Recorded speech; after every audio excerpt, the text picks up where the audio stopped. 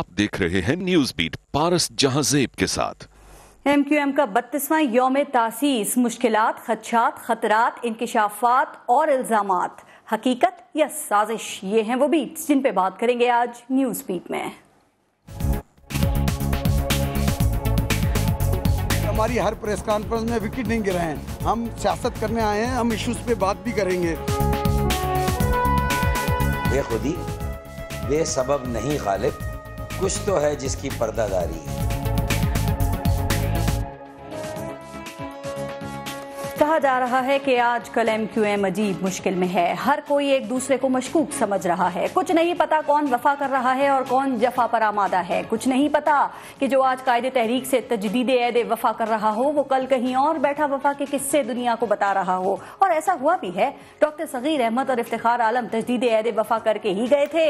ये और बात है कि वो वफा कहीं और कर बैठे। बहरहाल, एक तरफ MQM पर रॉ से फंडिंग लेने के, रॉ के लिए इस्तेमाल होने के इल्जामात हैं और दूसरी तरफ वो लोग हैं जो MQM पर लगने वाले इस लेबल से तंग आ चुके हैं और अल्ताफ हुसैन साहब की सरपरस्ती से बाहर निकलकर मुतबादिल कुव्वत बनना चाहते हैं और इस काम के लिए कराची के खयाबान सहर पर डेरे डाले हुए हैं, पेज लड़ा रहे हैं, पतंगे काट रहे हैं। और इस हंगामा के सूरत हाल के पस मंजर में आज MQM अपना 32वां यौम तासीस मना रही है। कराची में अपनी कुव्वत का मुजाहरा कर रही है। खुद अल्ताफ हुसैन अपनी इंतहाई खराब सेहत के हवाले से तमाम अंदाजे गलत साबित करते हुए आज मंजर आम पर आ गए। सवाल यह है कि क्या ये सब करके MQM मुतमईन है कि अब उसकी सफ़ों में कोई मुस्तफ़ा कमाल और अनीस अहमद कायम खानी नहीं है, या अब MQM की मुट्ठी से रेत निकलना शुरू हो गई है। अब अल्ताफ हुसैन साहब को MQM की क़यादत को इन सवालों के जवाब देना होंगे जो मुसलसल उनकी जानिब उठाए जा रहे हैं। उनको बताना होगा कि भारत और MQM में क्या मोहब्बत है, रॉ और MQM में क्या निस्बत है और इल्जामात की क्या हकीकत है, क्योंकि ये भी एक हकीकत है कि खामोशी किसी बात का जवाब नहीं होती। सफाई मुहिम, कचरा उठाने और ज़ुमाइनी बातों से अब काम नहीं चलेगा। अब खामोशी को तोड़ना होगा। तो क्या अब MQM खामोशी तोड़ने के लिए तैयार है? इसी सूरत हाल पर प्रोग्राम के पहले हिस्से में हम बात करेंगे और हमारे साथ मौजूद होगी पाकिस्तान तहरीक इंसाफ और MQM। एक ब्रेक लेते हैं, देखते रहिएगा न्यूज बीट।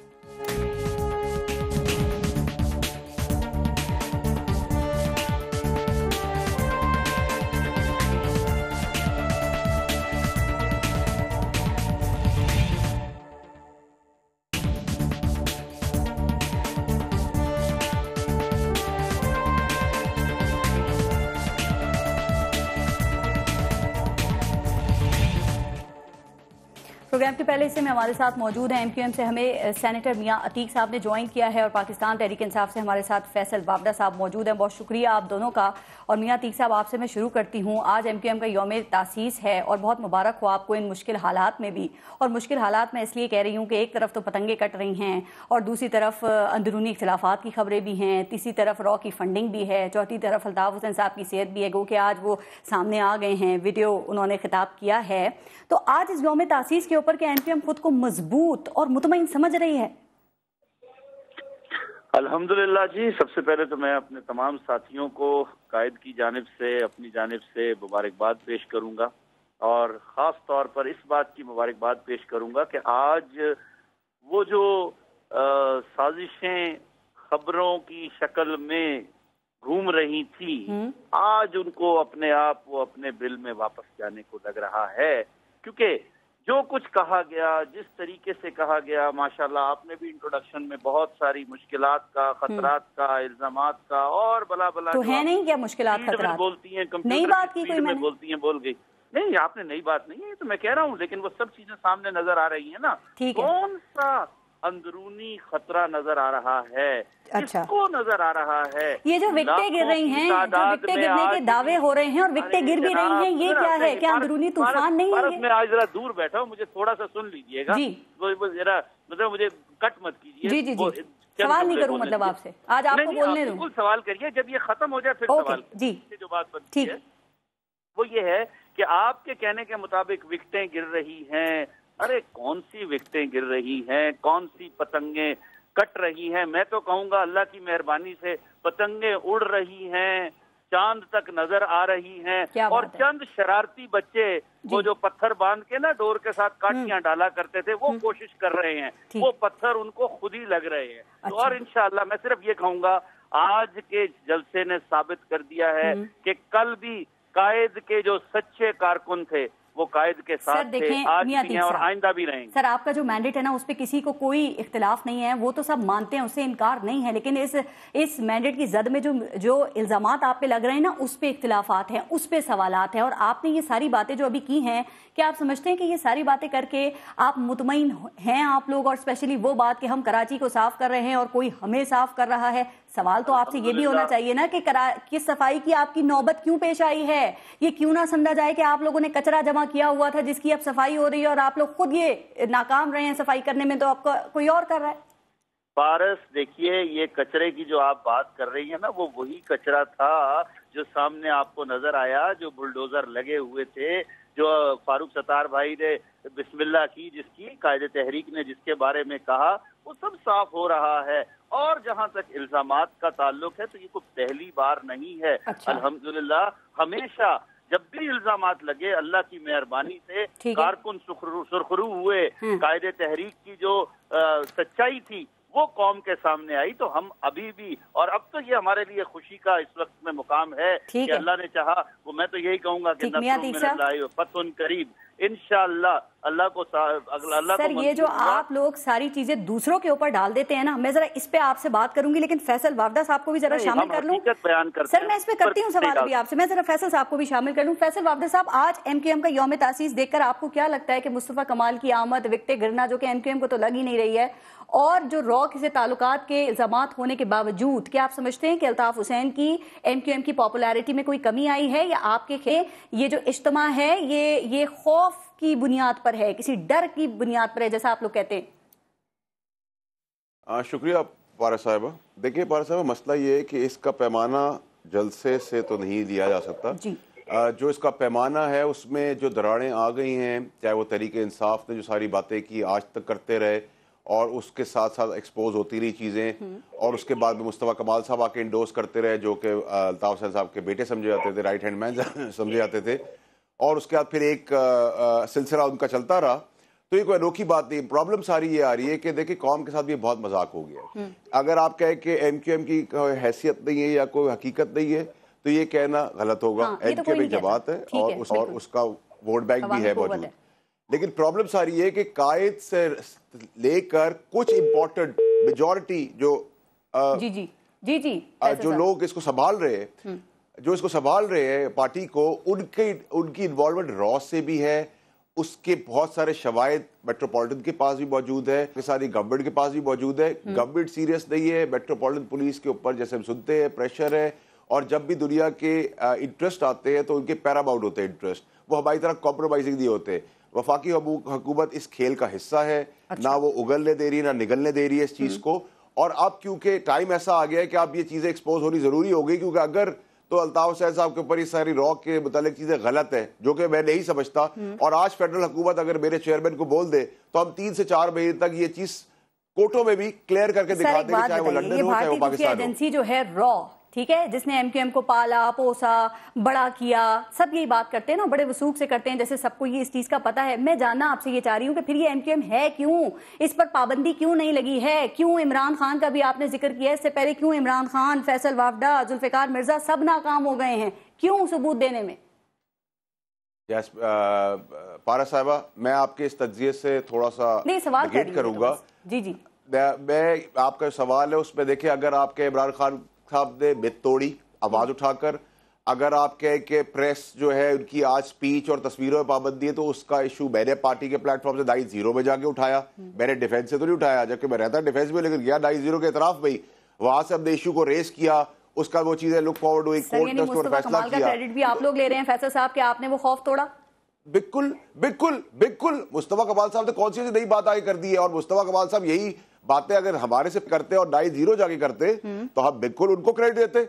हमारी बातों को मुस्तफा कमाल साहब ने इंडोर्स किया है। उनकी रेलेवेंस और इंपॉर्टेंस इसलिए बन गई कि वो अल्ताफ हुसैन साहब के बेटे कहलाते, उनके राइट हैंड मैन कहलाते थे, और इतना कुर्बत थी कि दोनों एक दूसरे के लिए नारे बारे करते थे, प्यार की बातें करते थे। देखिए, हमारा तो जो हमारा यार्डस्टिक है वो हम बिल्कुल अचीव कर चुके हैं। देखिए, इलेक्शन ये जिस तरीके से भी जीतते हैं, ये जीतते रहे। हमने क्या अचीव किया, मैं आपको गिनवा देता हूं। अच्छा। हमने लसानी बुनियादों पर कत्ल गारत कराची में बंद है अल्हम्दुलिल्लाह। अच्छा, स्ट्राइक्स नहीं हो रही, हड़तालें नहीं हो रही, बसें नहीं चल रही, आपके टीवी चैनल्स नहीं बंद हो रहे, आपके टीवी रिपोर्टर्स मारे नहीं जा रहे, आपका बिजनेसमैन सकून से बेखौफ होकर काम कर रहा है, आपके होटल्स और आपके बाजार। ठीक है, इलेक्शन में जीतना वो आपका वो नहीं है एम। देखिए पारा साहिबा, हमने जीत के भी क्या करना है, यही काम करना है, क्योंकि ये एक माफिया से रिलेटेड सारी पार्टियां हो गई, इनके पास पैसे भी खरीदने के लिए, इन्होंने इतने साल करप्शन भी की है, डाकाजनी भी की है, गुंडागर्दी भी की है, तो इनके खिलाफ एक पार्टी आई है तहरीक इंसाफ, जो बगैर बंदूक के है, जो बगैर पैसों के है, जो बगैर बदमाशी के, बगैर गुंडागर्दी के, अपने गट के ऊपर है, अपनी एजुकेशन के ऊपर, अपने खिदमत की स्पिरिट के ऊपर खड़ी हुई है, तो वो यही चीजें करेगी। और हम तो आज भी मैं जरा सेनेटर साहब से इस बात का जवाब देती हूँ, लेकिन फैसल साहब एक काम करें ना, आप लोग फिर इलेक्शन कमीशन चले जाएं, आप इन सबको मुल्क दुश्मन साबित कर दें, ये नाअहल करवा देना इन सबको, फिर क्या ख्याल है? नहीं तो उसके लिए देखिए, मैं तो आपके प्लेटफॉर्म से बोल रहा हूँ कि आज फेडरल हुकूमत इमरान खान साहब को बोल दे और हम 3 से 4 महीने में लंदन में भी करके दिखाएंगे और पाकिस्तान में भी करके दिखाएंगे। लेकिन प्रॉब्लम यह है कि अगर हमने सारा काम कर रहा है तो फिर हुकूमत वक्त का काम है। रहमान मलिक साहब रॉ से रिलेटेड मीटिंग को चेयर करते हैं, दूसरे इंटीरियर मिनिस्टर साहब जो हैं, हम सबूत के बात ही, मैं तो सबूत के अलावा बात ही नहीं करता हूं। देखिए मैं तो डॉक्यूमेंट्स के बगैर बात करने का आदी नहीं हूं। मैं आपको 71 की एक छोटी सी बात बता दूं, वो भी पेपर पे मौजूद है कि 71 में इनके कायद अल्ताफ हुसैन साहब ने झंडा जलाया पाकिस्तान का, उसकी FIR मौजूद है। जिस आदमी का लेवल ये हो कि वो पाकिस्तान का झंडा जला सके, उसकी कुर्बत का आपको अंदाजा लगाने की बाद में क्या जरूरत है? पहले दिखा दिए। मैं अपनी पार्टी का झंडा नहीं जला सकता, पाकिस्तान का झंडा तो बहुत दूर की चीज है। तो देखिए ये सब चीजें इंसान का माइंडसेट बताती हैं। ठीक है, जरा जवाब दे दें। बिल्कुल, लेकिन बात वही है ना कि सबूत अगर आपके पास हैं तो फैसल साहब, फिर सवाल ये कि उन सबूतों को कोई मानता नहीं है, तो सबूत होना बहुत जरूरी है। पारा साहब एक सेकंड, अतीक साहब एक सेकंड दे दीजिएगा, अतीक साहब एक सेकंड दे दीजिएगा, फिर आप बात कर लीजिएगा। पारा साहिबा, आप अपने प्लेटफॉर्म से एक प्रोग्राम करें और मैं आपको सारे डॉक्यूमेंट आपकी आंख से गुजारूंगा, उसके बाद आप एक एजुकेटेड खातून होकर बताना कि इनमें वजन है या नहीं है। खत्म होगी बात। मैं आपको वो सारी चीजें नहीं बोलूंगा जो मैं जबान से बोल रहा हूं, मैं आपको दिखाऊंगा। चलिए ठीक है, वो जो झंडा जलाने की आपने बात की ना, वो 71 की नहीं है, वैसे 84 की है। जी मियां अतीक साहब जवाब ने फिर आगे लेके चलेंगे शो को। जी मैं सिर्फ ये कहूंगा, देखिए ख्वाहिशात सबकी हैं इस वक्त में, मकासद सबके अपने अपने हैं, लेकिन अल्लाह की मेहरबानी है उन ख्वाहिशात को कोर्ट में ले जाकर जब हम लेकर जाते हैं तो आइन और कानून के मुताबिक रखना होता है। अब ये अभी जो हमारे फैसल साहब जो बात कर रहे थे, इनके पास बहुत से सबूत हैं, कोई शक की बात नहीं। लंदन की सड़कों पर खड़े होकर इन्होंने बड़े से कागज लहराए, लेकिन वो कहाँ गए, वो क्या था?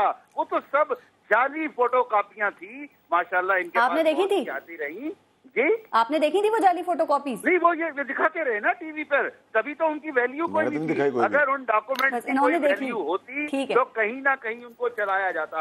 अब आगे चलते हैं, जिस तरह इन्होंने बात की, असल जो डॉक्यूमेंट्स हैं वो तो इनकी अपनी जो पार्टी है उसके खिलाफ हैं। अगर देखा जाए तो उसको बैन किया जाएगा। अभी लाहौर हाई कोर्ट में ऑलरेडी अटेम्प्ट हो चुकी है, जिसमें ये कोशिश की गई कि जी MQM को बैन कर दिया जाए, लेकिन नहीं, कोई ऐसी बात नहीं। वो उनकी जो थी सर एक बात रिजेक्ट हो गई। ठीक है, MQM का FIR की बात जो है, अभी इन्होंने, ये मैं आखिरी बात कहूंगा, FIR की बात की, बहुत सी FIR वो मुख्तलिफ जगह पे मुख्तलिफ नामों से मुख्तलिफ तरीकों से होती आई हैं, लेकिन आज तक कोई चीज कहीं पर सामने नहीं आई। बाकी तलाल चौधरी ने पिछले प्रोग्राम में एक बात कही थी, सुन लीजिएगा। तलाल चौधरी ने पिछले प्रोग्राम में इनके बारे में एक बात कही थी कि ये अपना फैसल भाई जो है ना, इनका बारे में तो ये है कि जो देख पकड़ी होती है। सर ये जाती हमले नहीं, आज जाती हमले नहीं, टाइम कम है और ये करना भी नहीं चाहिए। आगे ठीक है, सर जाती बातें नहीं ना, प्लीज इसमें टाइम ना वेस्ट करें प्रोग्राम का, और अपना भी ना करें, हमारा भी ना करें। MQM में से अच्छा उसमें हो गई, अब जरूरी आप हर शो में ये बात करें। आगे चलते हैं ना। मियां अतीक साहब ये बताएं कि MQM के अंदर से ये जो एक नया ग्रुप उभरा है या निकला है, इसमें जो लोग जा रहे हैं उनको गद्दार क्यों कहा जाए, ये इसको ना अहली क्यों ना कहा जाए? चूंकि कहा यह भी जाता है ना कि आप लोग अपने वोटर्स को, अपने कारकुनों को मुतमईन नहीं कर सके, सवाल करने की किसी को इजाजत नहीं है, जवाब देने के लिए कोई तैयार नहीं है, तो लोग बागी नहीं होंगे, इधर उधर नहीं देखेंगे, तो और क्या करेंगे? आप जो कह रही है ना कि वोटर्स को मुतमईन, ये जरा अभी भी जो चल रहा है लाखों करोड़ों का मजमा, वो सारे वोटर्स ही हैं, वो सारे कारकुनान ही हैं। सर वो कह रहे हैं, कहा जा रहा है जरा नश्तर पार्क को भरे ना, जिना ग्राउंड को भरना तो आप लोगों के लिए कोई मसला नहीं है, वो तो इलाके ही आप लोगों के हैं। सर उसमें क्या बड़ी बात है? जिना ग्राउंड में अगर आप लोग आ जाते हैं बहुत ज्यादा तो ये तो वोट बैंक है ना आपका यहाँ पे। अच्छा, वोट बैंक तो पूरे कराची का है, आप देख लीजिए सब तरफ है। ये सिर्फ और सिर्फ साजिशें हैं और साजिशों से कभी भी एमक्यूएम नहीं टूटी। मियां अतीक साहब, आप हर बात की रिस्पॉन्सिबिलिटी ये साजिश कहकर या एस्टेब्लिशमेंट पर डालकर ये बताएं कि एमक्यूएम कब तक बचती रहेगी। सर, आप नहीं कह रहा, वक्त साबित कर रहा है। आखिर कोई तो है ना जो चाहता है। कौन है वो? -1 आप लोग तो खुल के नाम लेते हैं ना, कौन है वो जो चाह रहा है? मेरे सामने अगर तस्वीर हो, मेरे सामने अगर किसी का नाम हो तो डेफिनेटली मैं ले दूं। ठीक है, ये कहूंगा, लेकिन एस्टेब्लिशमेंट पे डालते हैं आप लोग, एस्टेब्लिशमेंट का आप नाम लेते हैं, क्या ख्याल है एस्टेब्लिशमेंट को इसके अलावा और कोई काम नहीं है? कौन है, जरा ये बता दीजिए, नाम ले दीजिए एस्टेब्लिशमेंट कौन। आपको मालूम है, आपको नहीं मालूम तो आप नाम क्यों लेते हैं फिर? फारूक सत्तार साहब नाम लेते हैं, अल्ताफ हुसैन साहब नाम लेते हैं, आप लोग क्यों नाम लेते हैं फिर? वो नाम तो अपनी जगह पर कौन है एस्टेब्लिशमेंट? नाम ऐसे नहीं लेते। अल्ताफ भाई जो नाम लेते रहे हैं उन्होंने हकायक बयान किए। जो पिछले दिनों में हालात थे, उन हालात में जिसका जो पार्टिसिपेशन था, जिसका जो रोल था, वो बयान किया उन्होंने। सर, अगर नाम लें तो फिर पूरी बात करें, बताएं भी आप। लेकिन एक बात मुझे ये बताएं मियां अतीक साहब, क्या आपको मियां अतीक साहब क्या आपको नामालूम कॉल्स आ रही हैं सर? वो सबको आती है नामालूम कॉल, आपको भी आती होंगी। नहीं, मुझे कोई नहीं आती है, अल्लाह का शुक्र है। फारूक सत्तार साहब ने इस बात को मेंशन किया है, फारूक सत्तार साहब ने इस बात को मेंशन किया है कि हमारे ओहदेदारों को, हमारे कारकुनान को नामालूम कॉल्स आ रही हैं कि पुल के उस तरफ जाओ, खयाबाने शहर पहुंचो। ये कोई नई बात नहीं है। फारूक सत्तार भाई जब भी हमेशा बात करते रहे हैं और हर प्रेस कॉन्फ्रेंस में, चाहे वो कहीं पर भी हो, किसी ने भी की हो, उन्होंने कहा कि फारूक सत्तार भाई सच्चे आदमी है और सही बात करते हैं। ठीक है, ठीक। फैसल वाड साहब, क्या आपको लगता है कि इस तरह की बात करके कि जैसे ये नामालूम कॉल्स की बातें और भी बातें की जा रही हैं कि इस तरह अपने अंदर जो टूट फूट का अमल है एमक्यूएम उसको रोक सकती है और मुस्तफा कमाल एंड कंपनी के जो दावे हैं क्या वो उसे पूरा करने में कामयाब हो सकते हैं? देखिए पारा साहब, ये इल्जामात तो हमेशा से लगाते रहे हैं और लगते रहे हैं। जैसे उन्होंने कहा जेलर ने तशद्दुद किया, जेलर की आ गई कॉल प्रेस कॉन्फ्रेंस हो, उसने प्रेस को बता दिया कि ऐसा कुछ नहीं किया। फिर रेंजर्स का कहा, उन्होंने कहा हम वहाँ गए ही नहीं है सेंट्रल जेल के अंदर। फिर होम मिनिस्टर ने आके बता दिया। इल्जामात लगाने से पहले आप अपनी हरकत देखें, आपकी हरकतें क्या थी कि आप रॉ से पैसे ले रहे थे, आप रॉ से मदद मांग रहे थे, आप तो वही नहीं कहीं पर सारे काम कर रहे थे। अतीक साहब, मैं तो इल्जामात की बात कर रहा हूँ। आप रॉ के लिए सारे काम कर रहे थे, बोरीबंद लाश, भत्ताखोरी, आग लगा देना फैक्ट्रियों को, ये सब चीजें JIT में नाम, मर्डर्स के नाम, जिन्होंने डेथ सेल से अपने फांसी से लगने से पहले जो हिदायत की, नाम लिए, ये सब चीजें मौजूद हैं। ये सब रिकॉर्ड का हिस्सा है। इतना सारा झूठ नहीं। अब मियां अतीक साहब के लिए क्यों नहीं कोई कहता? मैं क्यों नहीं कहता? मैं इनका ऑपोजिशन में हूं, इनकी पार्टी के लिए चीजें बोलता हूं। मैंने क्यों नहीं कहा कि ये रॉ के एजेंडे, ये कातिल हैं, ये बदतमीज हैं? फैसल साहब, फाइनली ये बता दें कराची के हालात को आप जाते हुए किधर देख रहे हैं? चूंकि इत्तलात ये है कि एक ग्रुप है जो पोस्टर्स लगा रहा है, वॉल चॉकिंग कर रहा है, दूसरा ग्रुप है जो हटा रहा है, मिटा रहा है। तो ये हालात खतरनाक हो सकते हैं आपके ख्याल में, और इससे कैसे बचा जा सकता है? नहीं जी, लॉ एनफोर्सिंग एजेंसी बिल्कुल प्रिपेयर्ड है और ऐसा कुछ ना पहले हुआ इंशाल्लाह काफी अरसे से, ना आगे होगा। और अगर ऐसी बात सूरत हुई तो फिर मुश्किलात का सामना भी एमक्यूएम को, लेकिन जो ग्रुप उनकी फेवर करने वाला है वो भी अपनी जगह बिल्कुल एक्टिव है। ये कराची की बहारें और लाइटें और मैंडेट है आपका कराची में पता लगाना आपका काम है कि कौन एक्टिव है और कौन ये सब कुछ कर रहा है, क्योंकि किसी भी सूरत, किसी भी कीमत कराची कानून खराब नहीं होना चाहिए। ठीक, बहुत शुक्रिया। मियां अतीक साहब हमारे साथ मौजूद है, फैसल वापदा साहब पाकिस्तान तहरीक इंसाफ के रहनुमा। बहुत शुक्रिया। दोनों का एक ब्रेक लेंगे और ब्रेक के बाद मजीद बात करेंगे दूसरे हिस्से में। देखते रहिएगा न्यूज़ बीट।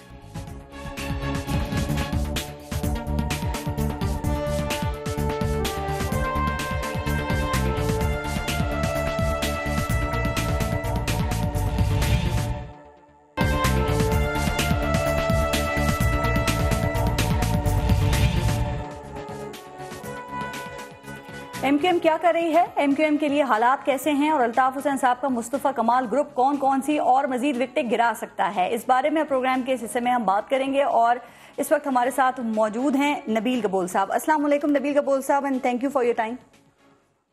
जी वालेकुम पारस। अच्छा नबील कबूल साहब, आज एमक्यूएम का यौम तासीस मनाया जा रहा है, इसी हवाले से जरा बात करेंगे। लेकिन आपके पास क्या इत्तलात है कि आज इन्हें कौन ज्वाइन कर सकता है? चूंकि एमक्यूएम कह रही थी ना कि हम एक तोहफा देंगे, तो वो तोहफा आमिर लियाकत हुसैन की शक्ल में हो सकता है या फिर आफाक अहमद की शक्ल में हो सकता है, क्या ख्याल है? मैंने तो सुना दोनों शायद शामिल हो रहे हैं, आफाक भी और आमिर भी, मैंने ये भी सुना। लेकिन डॉक्टर आमिर लियाकत जो है वो मुझे नहीं लगता है कि वो शामिल होंगे, क्योंकि वो इतनी बड़ी गलती नहीं करेंगे, अपनी साख को मुतासिर इतना नहीं करेंगे।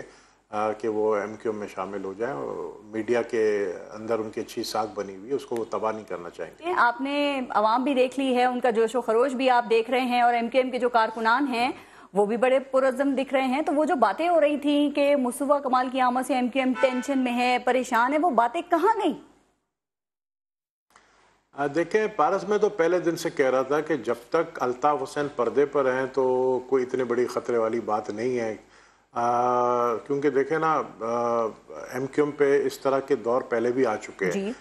लेकिन जो सबसे इम्पोर्टेंट ये चीज़, दो चीज़ें हैं जो कि बहुत इम्पोर्टेंट है, जो आने वाले दिनों में सामने आएंगे।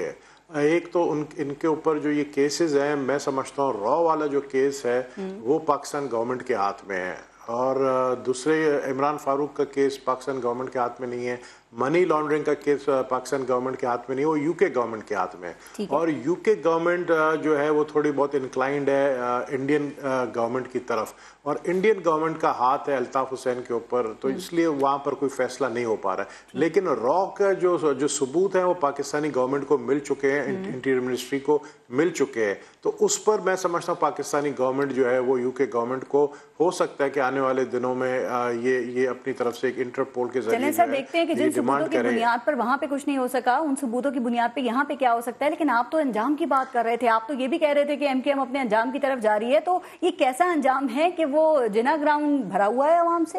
ये कैसा अंजाम है? देखिए, जिना ग्राउंड जो है ना, जिना ग्राउंड वो चारों तरफ उनका एक गढ़ है, 90 है वो जिना ग्राउंड। वहां पर ये जो हल्का NA-246 है जिससे मैं MNA बनाता है, यहाँ पर टोटली तकरीबन 70% जो है इनके ही वोटर्स हैं। उसको भरना उनके लिए बड़ी बात नहीं है। लेकिन मुझे वो दिन भी याद है जब स्कॉटलैंड यार्ड अल्ताफ हुसैन को लेकर गई थी 3 दिन के लिए, तो नुमाइश चौरंगी पे जो है इन्होंने मिन्नतें कर करके लोगों को जमा किया, या हार्डली 1000-1200 लोग जमा होते थे डेली। और खुद मेरे ख्याल में इनके किसी एक जो बागी मेंबर, उसने भी ये बात कही है। तो ये इजी, इनके लिए बहुत इजी है जिना ग्राउंड को भरना, लेकिन मिस्टर पार्क को भरना बड़ा मुश्किल है। जिना ग्राउंड को भरना इनके लिए इजी है। अब इसी पे एक बात फिर पूछ लेती हूँ कि क्या आप ये समझते हैं आज जिना ग्राउंड का माहौल देखते हुए कि जो मुस्तफ़ा कमाल एंड कंपनी है, क्या वो ये जिना ग्राउंड में आ सकती है? उर्दू बोलने वाले इलाकों में वो आ सकते हैं? चूंकि आप ये कह रहे हैं ना कि मुस्तफ़ा कमाल एंड कंपनी जो है वो MQM पार्ट 2 बना रहे हैं, उर्दू बेस्ड पार्टी वो बना रहे हैं, तो फिर इन इलाकों में आना और मौजूद रहना तो जरूरी है उनके लिए। क्या आ सकेंगे, आ सकते हैं वो? अब मैं समझता हूँ कि देखें, अभी मुस्तफ़ा एंड कंपनी को जो है ना, यहाँ पे टाइम लगेगा उनको, कि पब्लिक गैदरिंग करना, बड़ा जलसा करना, उस पर टाइम लगेगा इन इलाकों में।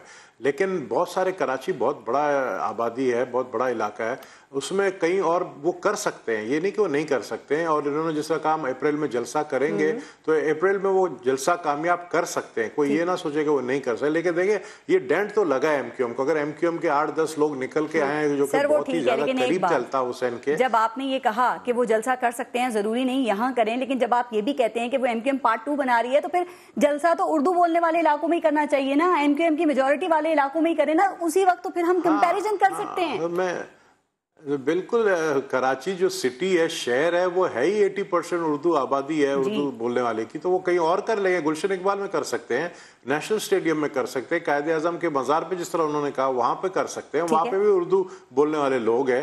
तो मैंने कहा ना, ये बन रही है MQM पार्ट 2 ही बनेगी, ये कोई दूसरी जमात नहीं बनेगी, ये MQM को तोड़ के MQM के लोग आएंगे। जो इस वक्त सूरत हाल है, क्या इसकी वजह जो हम सूरत हाल MQM के हवाले से देख रहे हैं, टूट फूट का शिकार है या जो भी है, क्या ये अल्ताफ हुसैन साहब की सेहत की वजह से है कि वो पार्टी के जो मामलात हैं उनको वो कंट्रोल नहीं कर पा रहे हैं, इसी वजह से मामलात और इख्तिलाफात खुलकर सामने आ रहे हैं? क्या यही वजह है? नबील कबूल साहब, आपको तो ज्यादा बेहतर पता होगा उनकी सेहत के हवाले से।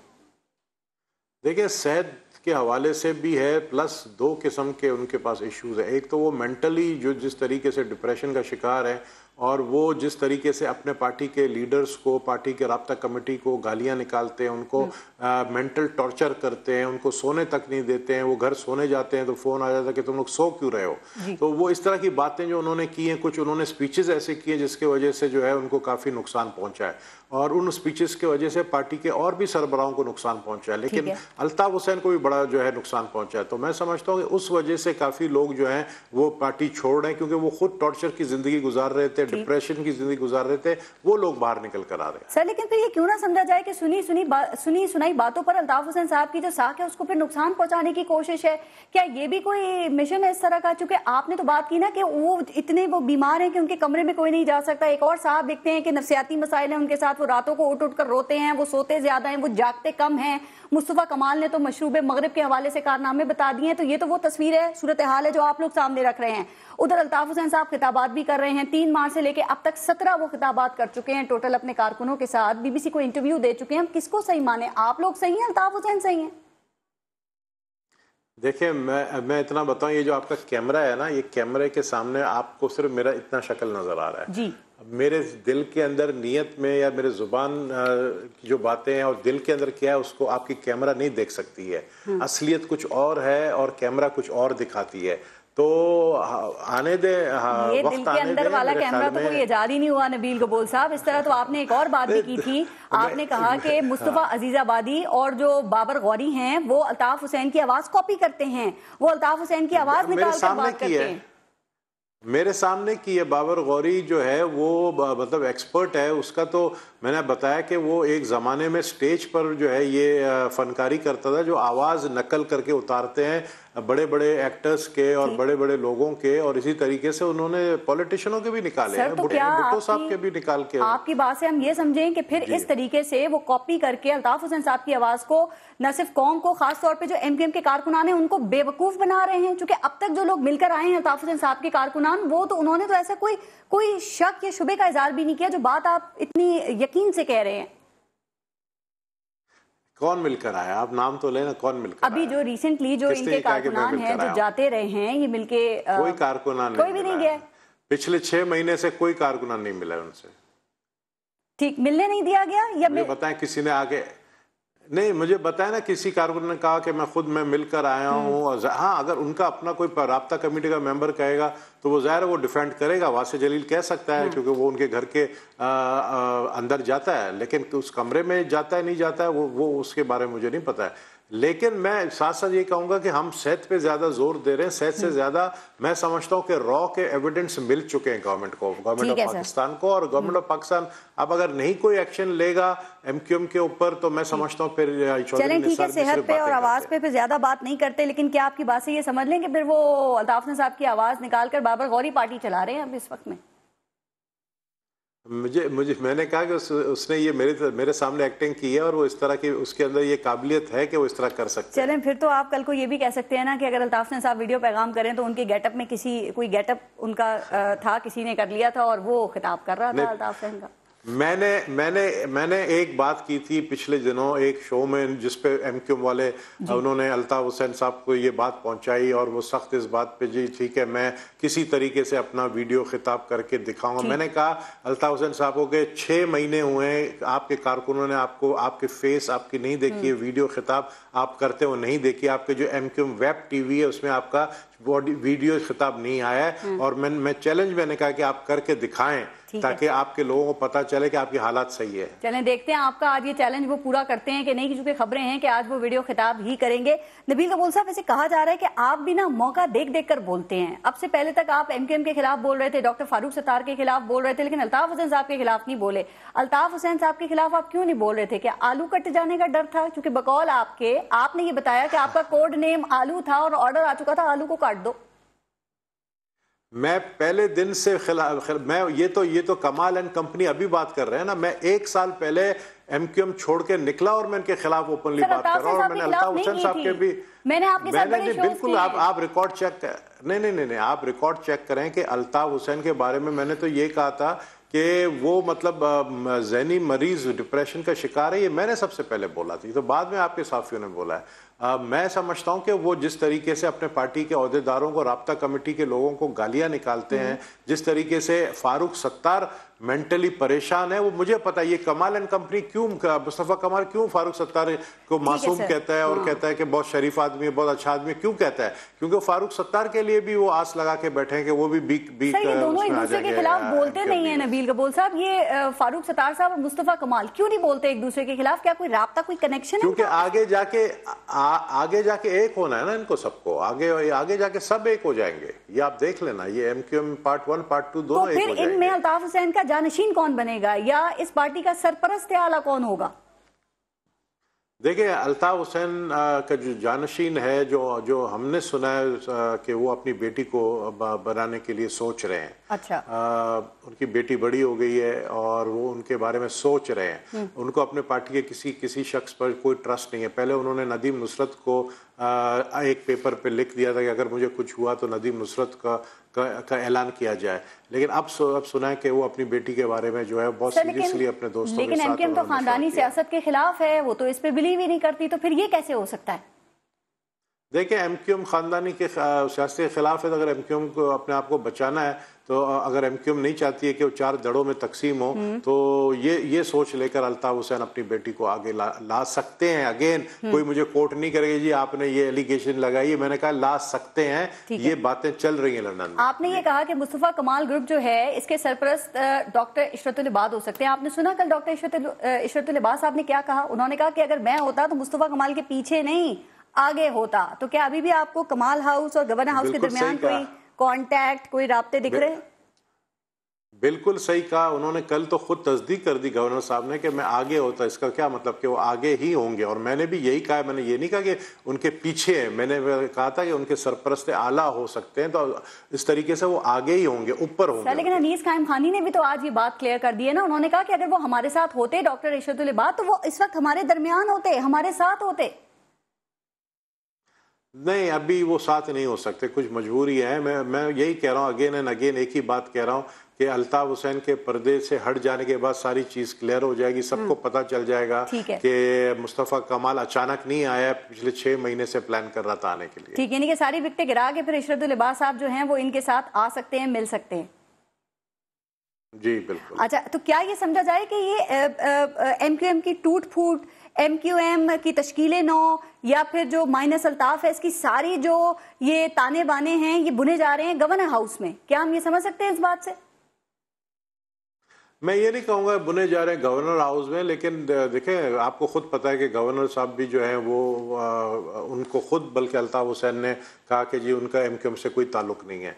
तो मुस्तफा कमाल से पहले तो इशरतुल इबाद साहब ने जो है छोड़ दिया था MQM को। तो ये जितने MQM से बाहर निकल के जो आए हैं जो लोग, ये सब इकट्ठे हुए हैं, ये सब एक ही हैं, ये सब एक साथ जमा हो गए हैं। और बहुत सारे ऐसे लोग हैं जो खौफ के मारे बाहर नहीं निकल रहे हैं। कल जो प्रेस कॉन्फ्रेंस को कैंसिल किया इन्होंने, उसमें भी एक शख्स जो है वो आ रहे थे, लेकिन लास्ट मोमेंट में उनको रोका गया, उनको खतरा था तो वो नहीं निकल सके अपने घर। अच्छा, वो जो 3 दफा प्रेस कॉन्फ्रेंस का टाइम चेंज किया गया और फिर मंडे तक मुलतवी की गई, और आज अनीस कायम खानी ने कहा कि जरूरी नहीं है कि हम प्रेस कॉन्फ्रेंस का कहें तो हम कोई विकेट ही गिरा रहे हैं। मसला क्या हुआ था? क्या विकेट ने अपना इरादा तब्दील कर दिया था या कुछ और मसला था? अभी आप बता रहे थे। नहीं, उस विकेट को खौफ किसी ने दिलाया कि हम वो बात लीक हो गई थी उनके हवाले से, तो वो अपने घर से निकल नहीं सके और उनको तरदीद करनी पड़ी 9-0 जाके कि मैं नहीं जा रहा हूँ वहां पर। अच्छा। हालांकि वो यहाँ आ रहे थे शाम को, जिस तरह डॉक्टर सगीर जो है वो सुबह पहले गए थे 9-0 और शाम को फिर चले गए मुस्तफा कमाल के पास। तो सर वो भी क्या कोई वो आलू कटने जैसी वाली बात हो गई थी? कोई ऐसा ऑर्डर आ गया था उनके खिलाफ भी? देखिए, ये तो लोग तो कहते हैं ना कि MQM के अंदर आ सकते, अपनी मर्जी से जा सकते, उनकी मर्जी से, तो हर कोई नबील कबूल मुस्तफा कमाल नहीं है। तो मैं समझता हूँ लोग बड़े खौफजदा हैं यहाँ पर। अच्छा, तो मतलब आलू टमाटर कटने के ऑर्डर्स आते ही रहते हैं। अच्छा, ये मुस्तफा कमाल से राब्ता है आपका? मतलब कोई मुलाकात है, कोई टेलीफोनिक गुफ्तगू होती है, किस तरह राब्ता है आपका उनसे? आपने कहा ना वो मना करते हैं आपको। मेरा जो है ना जाहिर है बातचीत है, मेरी फोन पे बातचीत है उनसे। ठीक है। अच्छा, एक और बात बताइएगा, आपने भी जरा फारूक सत्तार साहब के हवाले से जिक्र किया, मेरे प्रोग्राम्स में भी अक्सर आपने कहा कि फारूक सत्तार पार्टी पर कब्जा करना चाहते हैं, तो ये अब तक वैसे कब्जा क्यों नहीं कर सके हैं? और अल्ताफ हुसैन साहब को क्या इनके अजाइम का पता है? और अगर अल्ताफ हुसैन साहब को पता है तो फिर ये अब तक MQM में क्यों है और लीडिंग पोजीशन पे क्यों है? देखिए, मैं तो ये कहूँगा कि फारूक सत्तार को अपनी सिक्योरिटी बढ़ा देनी चाहिए और साथ साथ और भी चंद लीडर्स हैं उनको अपनी सिक्योरिटी बढ़ा देनी चाहिए। गवर्नमेंट को उनको सिक्योरिटी देनी चाहिए, क्योंकि आज के जलसे के एंड पे हो सकता है 19 मई वाला जो है, जो जिस तरह 19 मई में वर्करों ने पीटा था फारूक सत्तार को और दूसरों को, सबको, हो सकता है आज भी कुछ ऐसी चक्कर हो जाए जब एंड ऑफ द जलसा होगा जिना ग्राउंड में। तो मैं समझता हूँ इन गवर्नमेंट को इनको सही, आप पेशन गोई कर रहे हैं नबील कपूर साहब, ये इन्फॉर्मेशन है आपके पास ये कि ऐसा कुछ हो सकता है आज भी? मैंने कहा कुछ हो सकता, क्योंकि अल्ताफ हुसैन बहुत सारे अपने लीडरों के बयानात से भी खुश नहीं है और बहुत सारे लीडरों के न सिर्फ बयानात से बल्कि उनके मूवमेंट से भी खुश नहीं है। अच्छा, ये जो हम देख रहे हैं कि एमक्यूएम के जो ओहदेदारान हैं, एमपीएस वगैरह, बड़ी तेजी से ये मुल्क से बाहर जा रहे हैं, कभी कोई अमेरिका जा रहा है, कोई दुबई जा रहा है, तो ये क्या वजह है? ये डर या खौफ से जा रहे हैं, अपनी किसी जरूरत की वजह से जा रहे हैं, या पार्टी इनको भेज रही है किसी खौफ से? नहीं, ये खुद जा रहे हैं। ये हालात को आगे मजीद और देख रहे हैं खराब होता हुआ, तो ये खुद निकल के जा रहे हैं। मैंने कहा ना, एक एक करते हुए निकल जाएंगे। कुछ एमक्यूएम पार्ट 2 में चले जाएंगे, कुछ लंदन चले जाएंगे, कुछ अमेरिका चले जाएंगे। आखिरी में 9-0 में आपको सिर्फ जो है ना वर्कर्स नजर आएंगे, राब्ता कमेटी के लोग। चलें देखते हैं, कराची की जो सियासत है वो बड़ी तेजी से तब्दील हो रही है। अब देखते हैं कि वक्त के साथ साथ क्या हालात सामने आते हैं। बहुत शुक्रिया नबील कपूर साहब, आपने प्रोग्राम में आप हमारे साथ मौजूद थे। अपने मुल्क का ख्याल रखिएगा। पारस जहां ज़ेब को इजाजत दीजिए, अल्लाह ने के बाद।